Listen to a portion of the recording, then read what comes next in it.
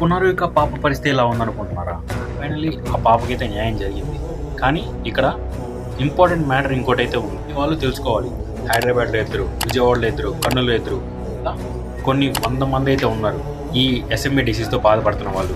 కానీ బయటకు వచ్చిన పేరు పునర్విక. ఇంజెక్షన్ కాస్ట్ 16 కోట్లు. అండ్ మనం ఒక పునర్విక పాప ప్రాణాలు కాపాడడానికి ఇంత మొమెంటం అయితే క్రియేట్ చేసాం.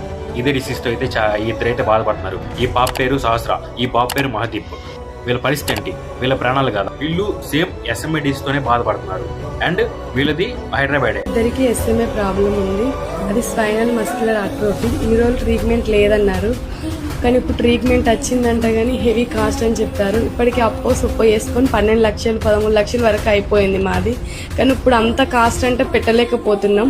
ఒక్క సిరప్ వచ్చి 6 లక్షలు అన్నారు, ఒక ఇంజెక్షన్ ఏమో 16 కోట్లు అని చెప్పారు. ఈ పనికి మాలిన వీడియో షేర్ చేస్తాడు. ఈ ఒక్క వీడియో షేర్ చేయండి.